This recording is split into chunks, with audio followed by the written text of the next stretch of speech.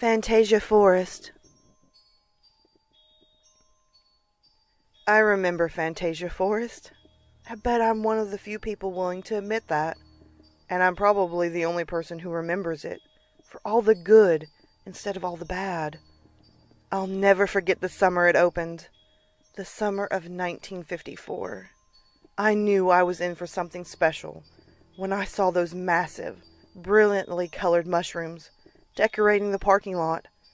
As I marched past the cement toadstools, I came upon a castle. Yes, an honest-to-goodness pink castle. My 8-year-old mind practically exploded.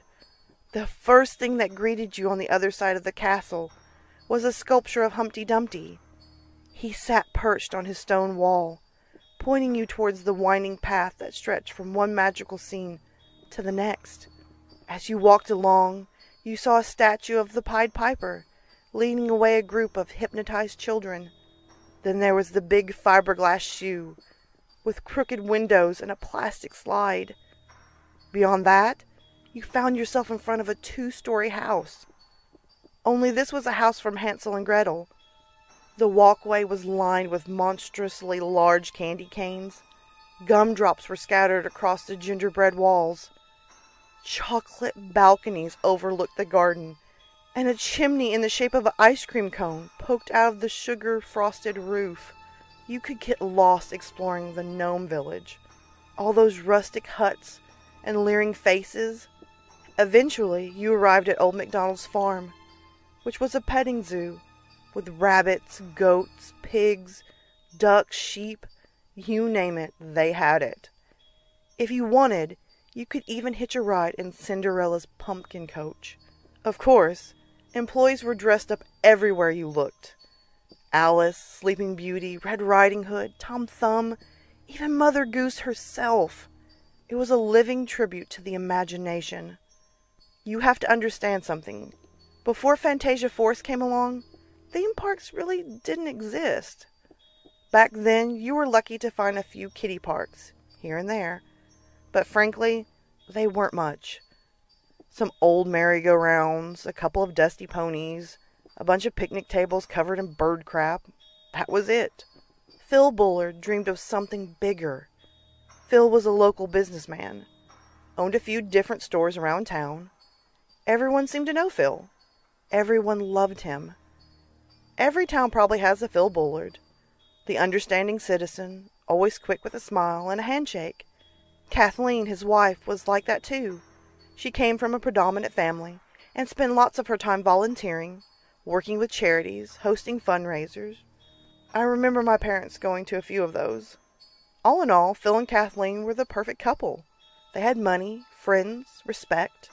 The only thing they were missing was a little bundle of joy to call their own. It took him a while, but Phil managed to secure 20 acres of land just off the highway. In a year, he had a park dedicated to all the classic fairy tales and nursery rhymes. The place was an instant hit. I remember the crowds of tourists.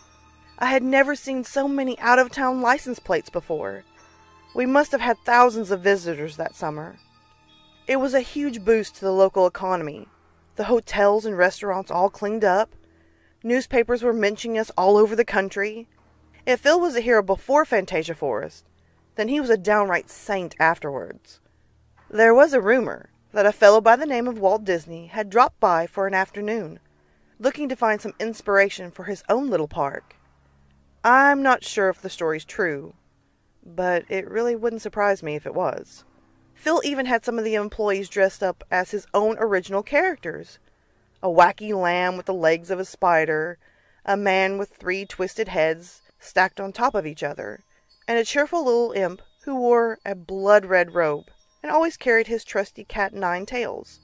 I don't think any of them ever spoke, but that's what gave them their charm. Bullard's Bozos, Phil called them. I was having so much fun that summer.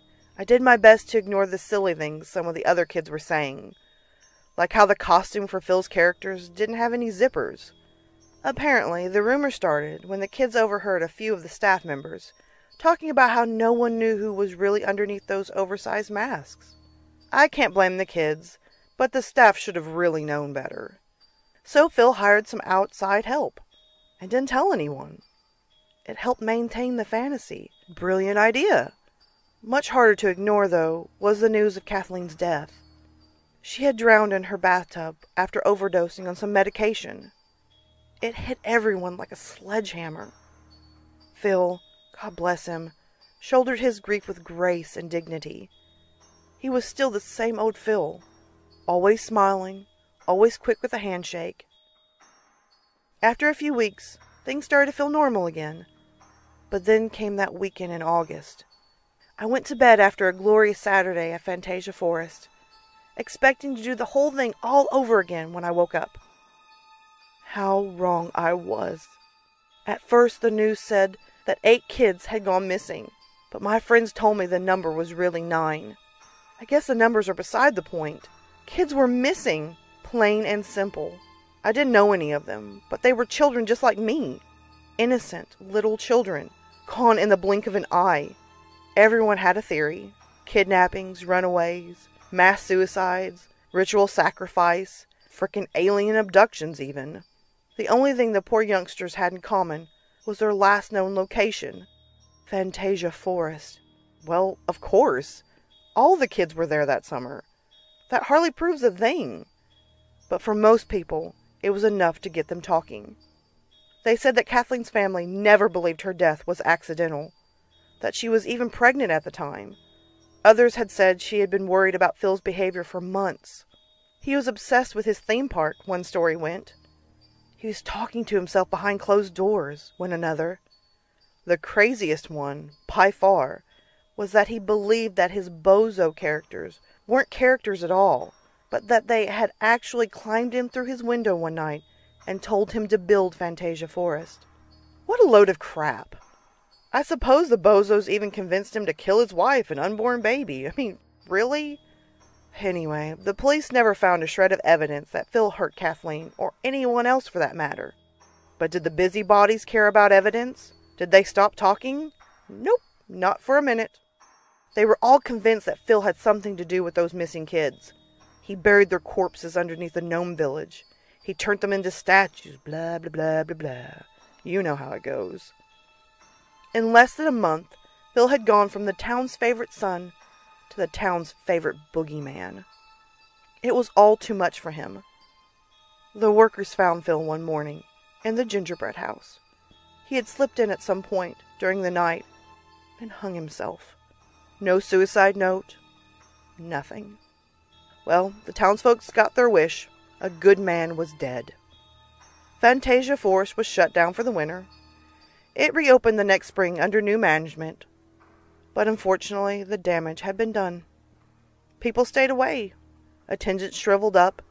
And to make things even worse, Disneyland opened that same year.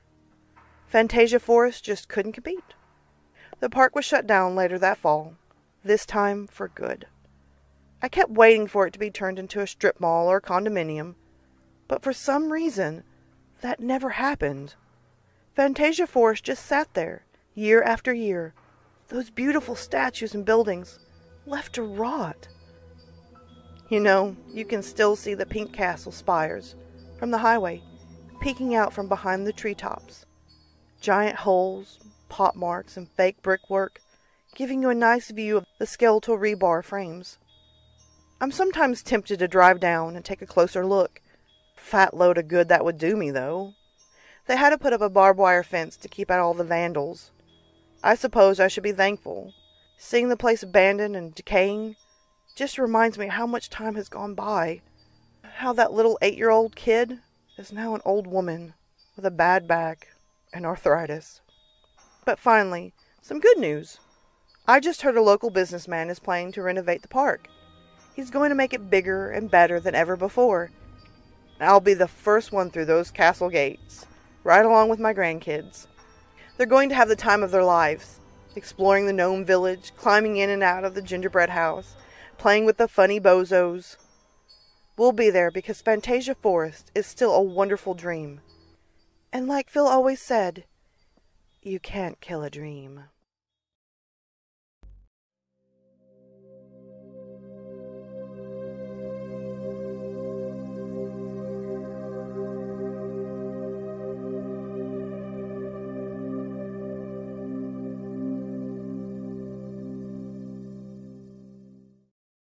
Alright, my lovely lilies, thank you so much for watching the new video.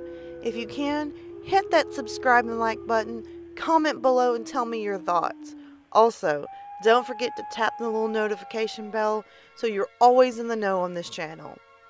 As well, guys, you can always find me on Twitter, Instagram, Snapchat, and always you can hit me up in my emails. Feel free to send me your stories, whether they're fiction or totally true. I'm always up for some great stories. And oh, by the way, until next time, sweet dreams.